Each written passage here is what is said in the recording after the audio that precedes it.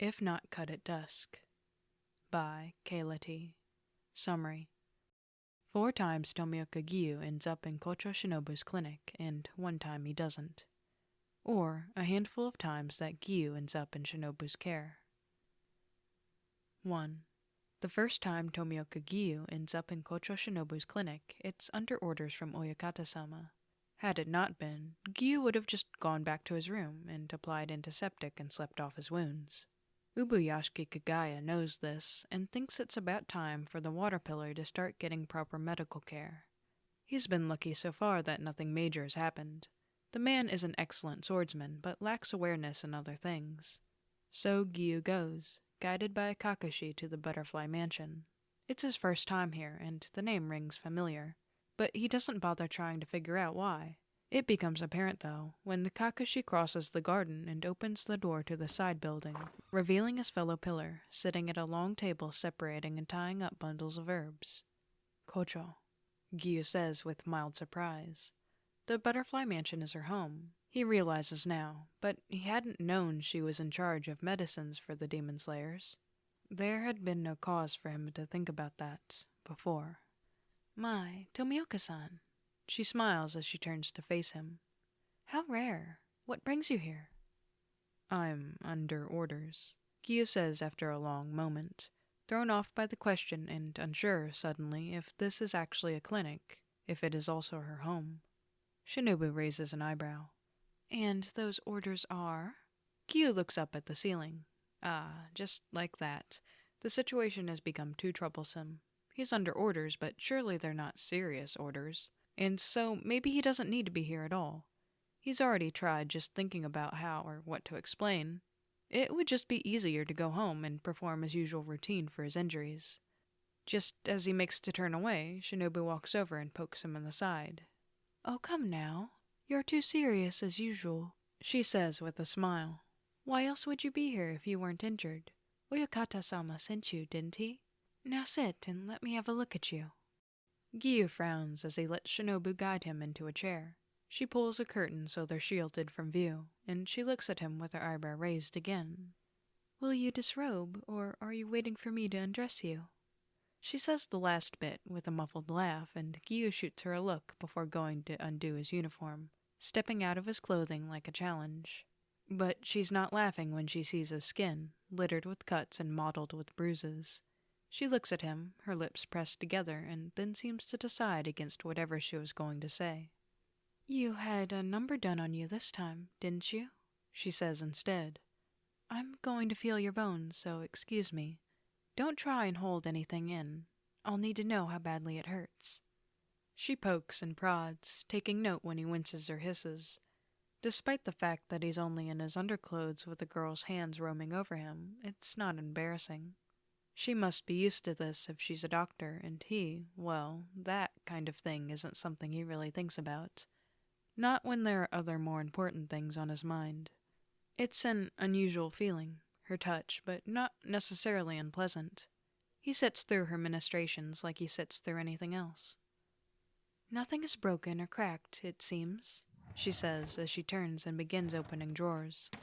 "But you're bruising pretty badly. You held up well, but you're limping a bit, aren't you? You should rest for at least a few days. I'm going to put some ointment on the cuts and some compresses for the bruises. I'll give you some to take with you once I'm done." She's quick and businesslike, the balm and the compress smelling pleasantly herbal. She helps him shrug back into his clothes, and the whole ordeal is over fairly quickly. She instructs him clearly on when and how often he should be using what she gave him. He's not relegated to complete bed rest, but she cautions him to take it easy. He is pretty banged up. "Thank you," he says just before he leaves. She looks amused, but then her expression shifts, her face sober. "You don't have to thank me," she says after some hesitation. "But come here when you're hurt. You're not equipped to handle all of your own medical care, you know." He stares at her, fidgeting a little under her gaze. "I'm okay," he says, and she gives him a sardonic smile. "You won't always be. I'll talk to Oyakata-sama if I have to. Just remember what I said, all right?" He frowns at her. She waves him off so she can get back to work. It's not until later, when he's putting another compress on, that he wonders how she came to be in the position that she is. He doesn't interact with the other pillars much, and so he doesn't know much about them aside from their breathing styles. It makes sense that Shinobu knows medicine if she knows poison, but pillars don't usually have a side position of such a great importance like that. Being a pillar is demanding enough.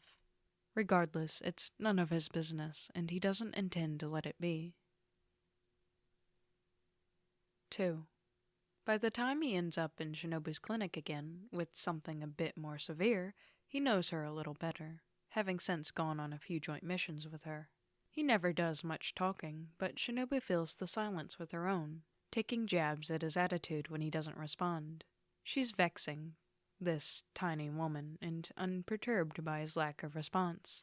But he can't help it if his face twitches or his patience breaks, just a little, and when that happens she laughs like a delighted child. He's not sure if he likes being required to visit her clinic, if he has to put up with that. Oyakata-sama has indeed ordered him to go when he's hurt. Whether Shinobu really did talk to him, or it was Oyakata-sama's own orders, he doesn't know. He supposes it doesn't matter. It turns out that while Shinobu isn't so different when she's at the clinic, she does keep the playing around to a minimum. Her face is marble when the situation is serious, and Giyu can't help but wonder about the facets of human nature. When the Kakashi bring him on a stretcher, his arm twisted horribly and his leg bent in an odd angle, Shinobu grits her teeth and hisses at the sight. His forehead is damp from sweat. Concentrated breathing helps, but the pain is really starting to seep through. It's odd, he thinks, when Shinobu isn't teasing. He can't quite focus on what's happening around him. She's giving orders, her voice firm, and she looks worried. He thinks he'd rather have her usual attitude back in play, their usual exchanges. "Can you fix it, or what?" He manages to get out. A short bark of laughter escapes her. Her brows unfurrow, and she gives him a fierce look, violet eyes flashing at the challenge. "Who do you think you're talking to?" she retorts, but her eyes soften as she holds up a clean rag. "Bite down on this and prepare yourself. We're going to reset the bone." He listens. She holds his gaze as she directs an assistant, their hands steady on Giyu's arm. He stares back, the two of them almost glaring at each other for no apparent reason. "Ready?" she asks, though she's not waiting for an answer. He bites on the rag when the assistant relocates the bones on his arm, a strangled noise escaping him. Shinobu is the one who winces at the sound, but she holds his gaze again. Again.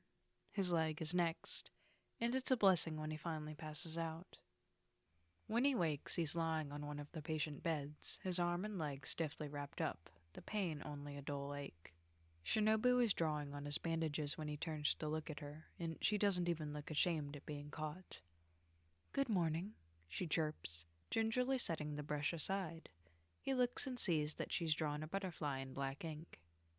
"You're stuck resting for at least a month, I'm afraid." "Ah," is all Giyu replies. He feels listless, all the energy drained from his body. "It's about time, you know," Shinobu says after staring at him for a while. "For what?" Giyu says, his voice flat. "That you took some time to rest. You're a patient now, so please do this job as seriously as you do everything else." Giyu sighs and Shinobu smiles. It's as good as an admittance that he will do as she says. "This too is part of being a demonslayer. I'll have someone bring you food. Make sure to ring the bell if you need anything. If you push yourself too hard before you're ready, rest assured I will hear about it and it will not be pleasant." He doesn't answer, only closes his eyes, and he hears her soft footsteps trail out of the room. Giyu doesn't see Shinobu much after that. Her Sukuko, the Kakushi, and other mansion staff tend to him mostly. But he does notice that the butterfly drawings on his bandages increase, and considering they don't differ in style, there can only be one artist. So she is checking in on him, likely when he's asleep. If he never sees her, he imagines it so he doesn't set back his own recovery. He's never actually seen Shinobu angry. She is always laughing or smiling or looking amused in some manner, so he can't really picture it.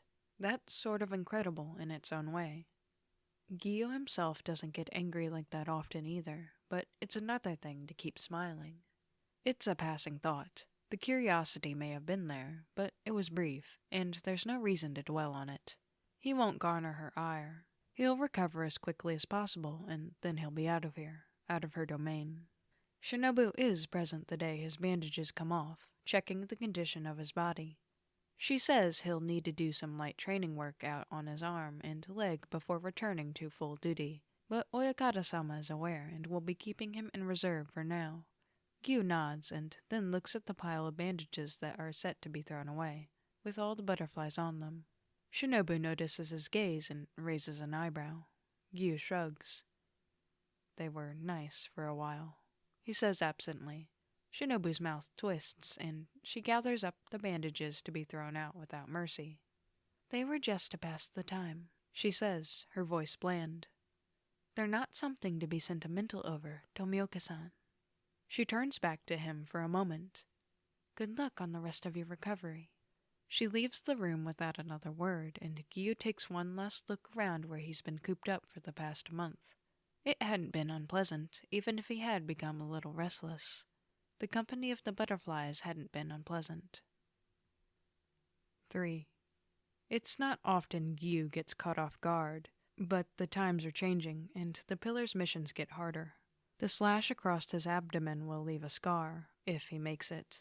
His uniform and Haori are both caked in blood, mostly his own, and he's dizzy from the blood loss.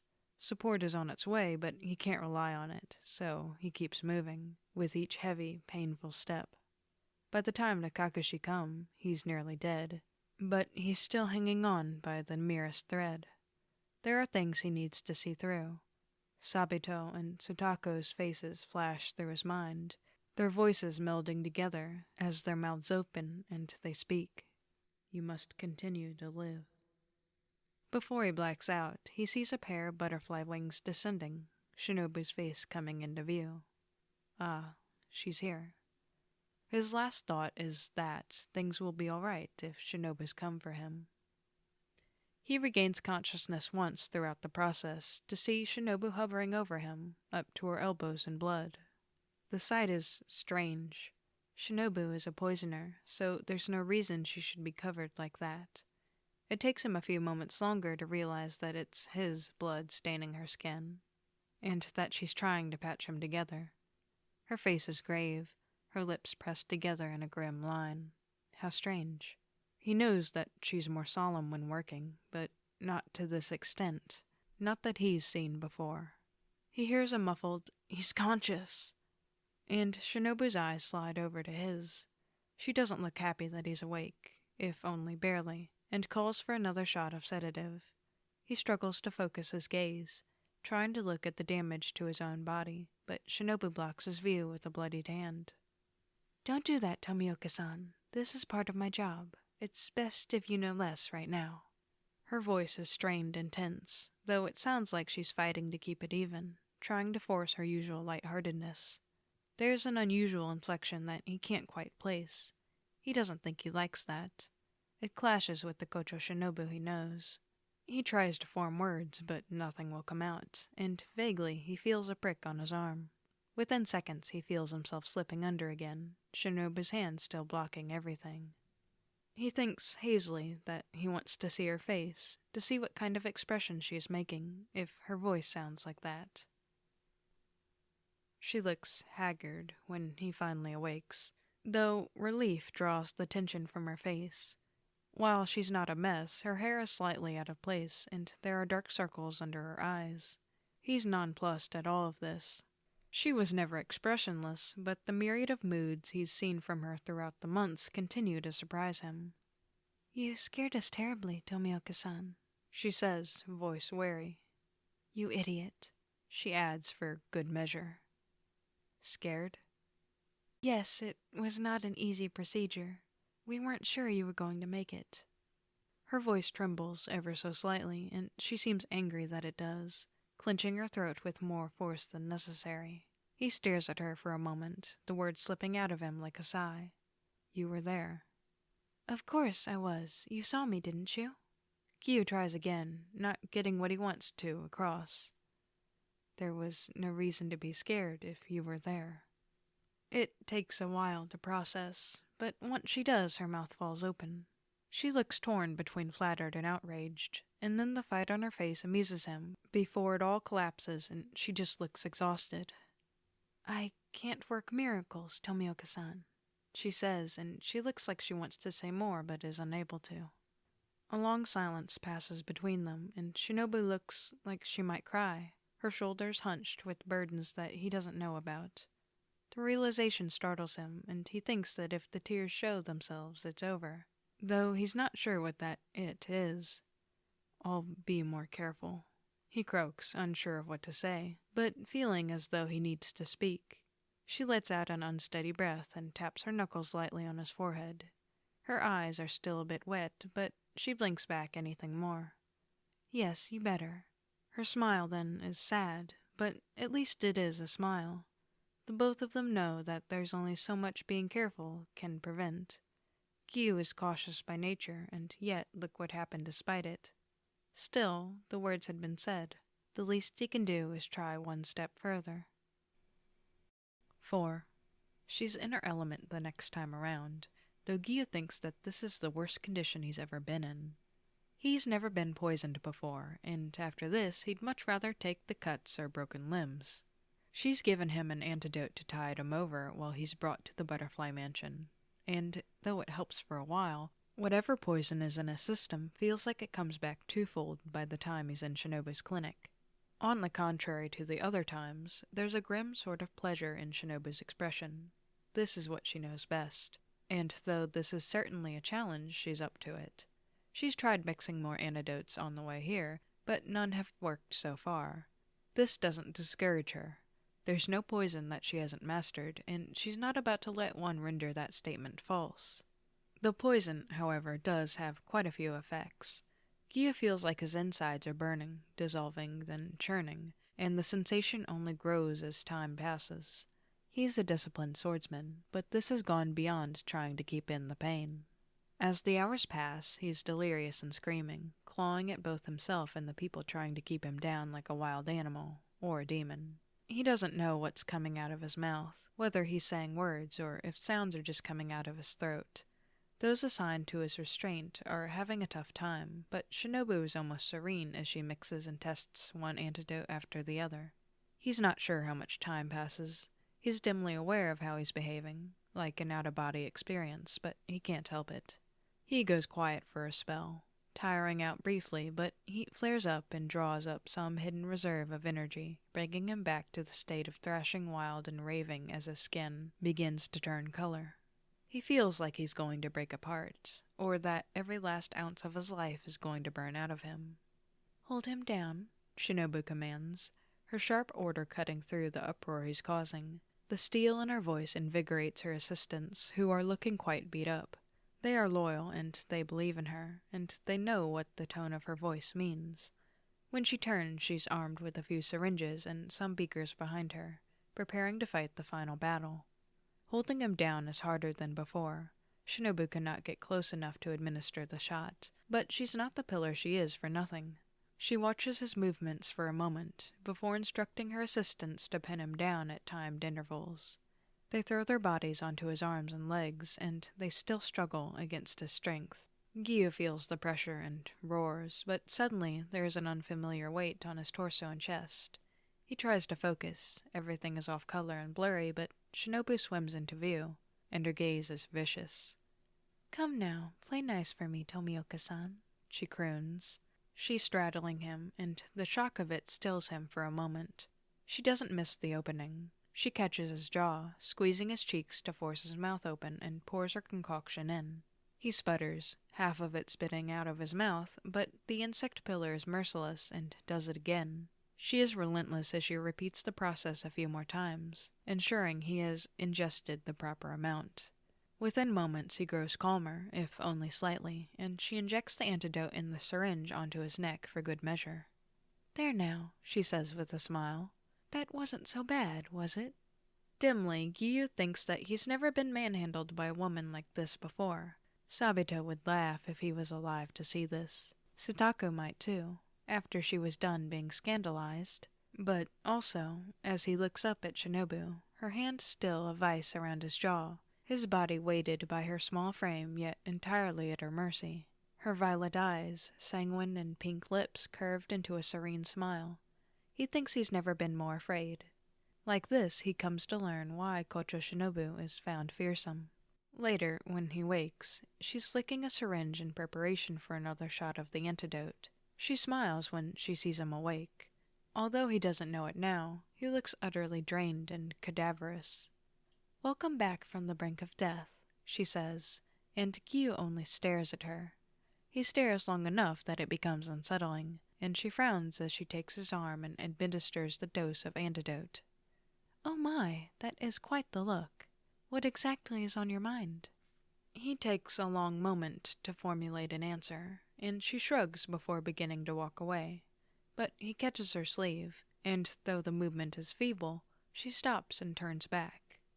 "Kochou," he says, the fragmented images of what he can remember of the procedure flitting through his mind. "Yes, Tomioka?" she asks, her tone patient. He really doesn't know how else to say this. "Kochou," he repeats, his voice hoarse. "You're scary." She blinks at him, eyes wide, then doubles over with laughter. Giyu makes a small noise, and she wipes a tear from her eye. "Oh, Tomioka," she says, putting a hand over her mouth to stifle any more bursts. "Aren't you glad I'm on your side?" He can only nod. She laughs again and pats his cheek, and pulls up the blankets to his chin like a child. "You don't need to be afraid of me, Tomioka-san," Shinobu says, her eyes still glittering with mirth, "but I appreciate that you are." "I'm not afraid," he corrects, reaching up for a strand of her hair. "But that doesn't mean you aren't scary." "And look how brave you are," she says softly, still amused. He snorts and lets go of her hair, and she brushes it behind her ear. "Nevertheless, you have nothing to fear from me." She leaves the room with that gentle statement, and Giyu watches her go with half-lidded eyes. He is exhausted, and perhaps later he will be embarrassed by what just transpired. But for now, he thinks about what she said. He feels vaguely uneasy, though he cannot pinpoint why. Thinking about it only runs his mind in circles and tires him, so ultimately he decides to ignore it. In the end, he can only hope her words to be true. 5. He's dreaming of his sister, of the day of her wedding.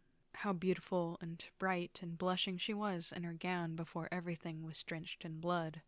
He's dreaming of Sabito, of hiding in the Wisteria Mountains, shivering with his hands over his mouth, waiting for the night to end. His sister is dead. Sabito is dead. Everyone he loves is dead, dead, dead. He's 13 years old again, waiting to die, hoping to die. 3/4 of the way already there. "Miyoka-san! Tomioka-san! Tomioka-san!" He hears a voice, one that he remembers as soft and teasing, and on more than one occasion rather annoying. But it is familiar and constant in this shifting nightmarescape, and so he grabs onto it. He opens his eyes to something cool on his forehead, and when things come back into focus, Shinobu is there. This isn't unusual, and so he almost goes back to sleep before he realizes two things at once. He's not in her clinic, and she is in his house.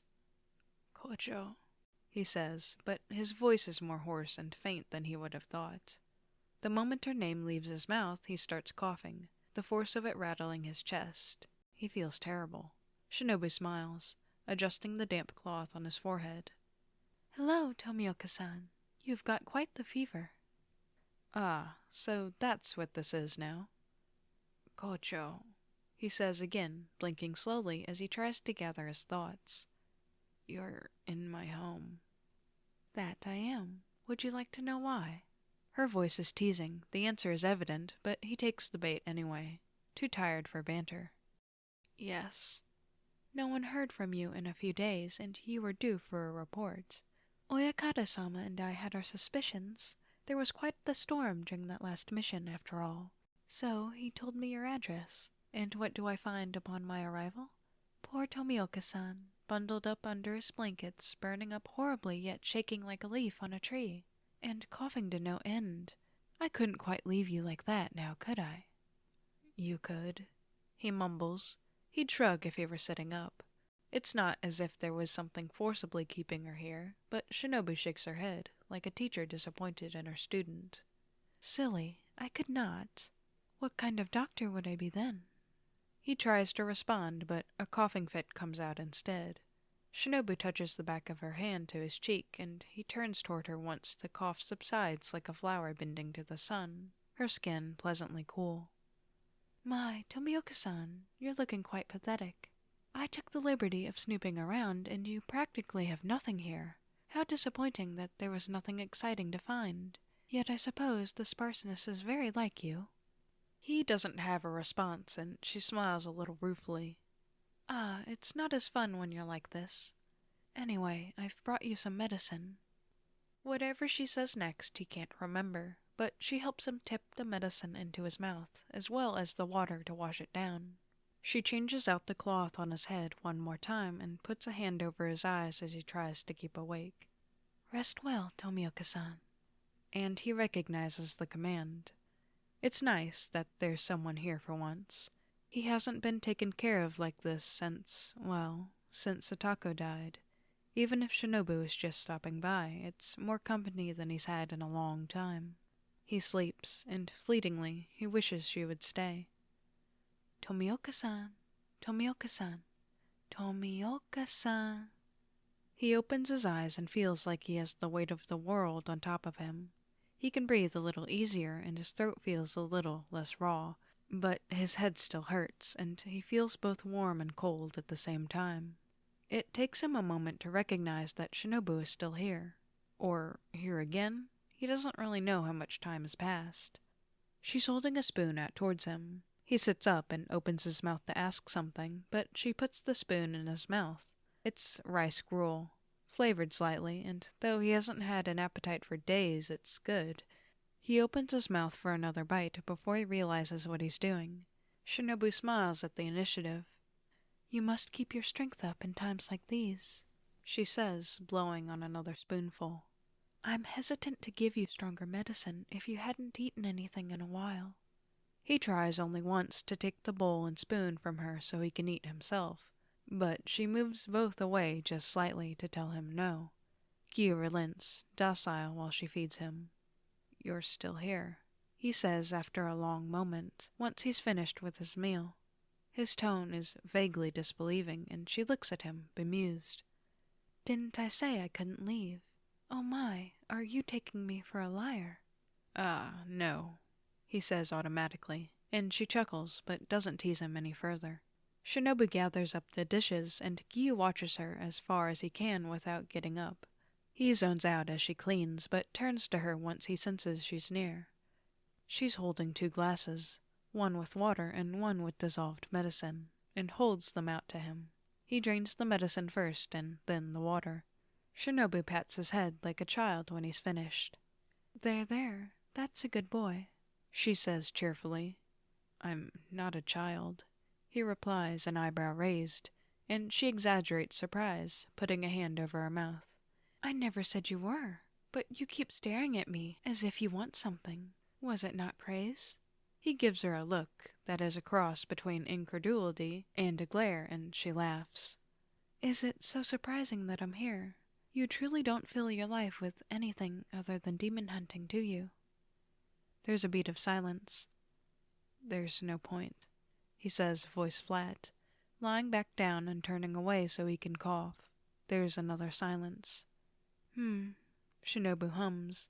He turns back over, and her expression is melancholy. It's hard to say, isn't it? He frowns, unable to come up with a response, and Shinobu reaches a hand over and brushes his hair back from his face. He looks up at her, and she merely smiles before repeating the motion. Wordlessly, she continues to stroke his hair, nails scratching lightly at his scalp, and he murmurs low in his throat. His eyes flutter closed, a desire to sleep flooding over him once more.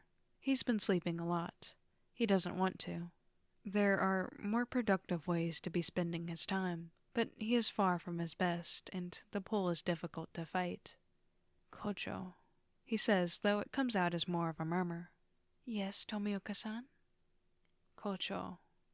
That is my name, Tomioka-san. Kochou. Yes. Kochou. Yes. He keeps mumbling her name at random intervals, and she murmurs back assent.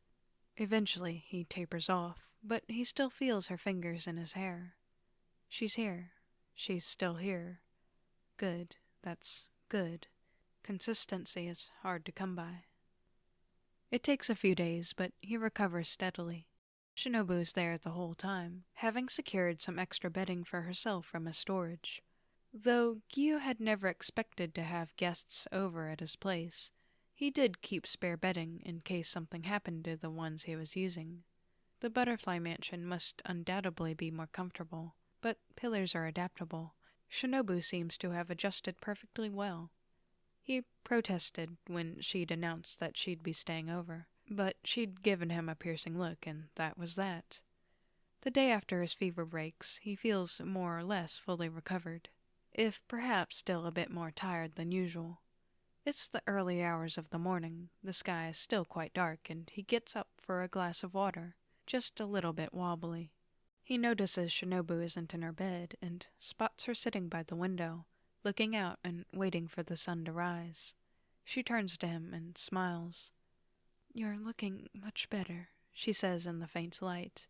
Her hair is down, tumbling just past her shoulders. It's the first time he's actually gotten a proper look. It's odd to see her like this. She doesn't have her usual clip-in. She's not in uniform, and her sword isn't at her hip. It's the most unguarded and informal he's ever seen her, and he doesn't know what to feel. "Thanks to you," Giyu says, voice mourning rough. He hesitates before speaking his next words, aware that she's gone rather out of her way this time to care for him. "I'll return the favor someday." Shinobu chuckles. "You're not qualified to do that," she says, though not unkindly. Considering what he understood as medical care before he started going to the butterfly mansion, he understands. "But I'd appreciate it if you could brew me some tea." So he does.